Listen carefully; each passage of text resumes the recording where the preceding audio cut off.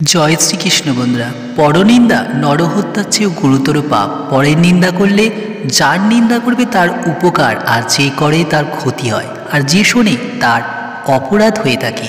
নিন্দা করার অর্থ কারো দোষ ত্রুটি খুলে তা অন্যের নিকট বলা। অতএব কারো কোনো ত্রুটি দেখলে যদি সংশোধনের ইচ্ছা থাকে তাকে ডেকে তার কাছেই বলা ভালো, অন্যের কাছে সে কথা বলতে নেই। পরনিন্দা কেন করব? তোমার কি দোষ নেই? যে দোষের তুমি নিন্দা করছো, ভেবে দেখো ওইরূপ কত দোষ নিজেরও রয়েছে। হয়তো ওর চেয়ে ঢের দোষ তোমার আছে।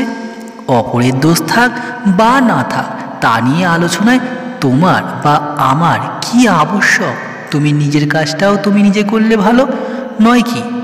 নিজে কি করে মানুষ হবে সেই চেষ্টা করো। পরনিন্দা দ্বারা নিজ চিত্ত কুলুষিত কখনোই করো না। পরনিন্দায় আত্মা কুলসিত হয়, চিত্ত মলিন হয়। ধর্ম জীবন লাভের পথে পরনিন্দা মহাশত্রু। অন্যকে ভেবে থাকে আমি যা করি ঠিকই করে থাকি, আমার কোনো দোষ নেই, দোষ সব অন্য লোকেদের।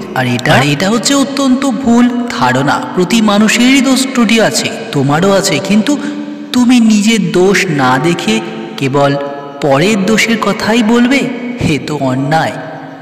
অতএব নিজের কর্ম নিজে করে দাও, অন্যের দোষ না দেখে নিজের দোষ দেখো।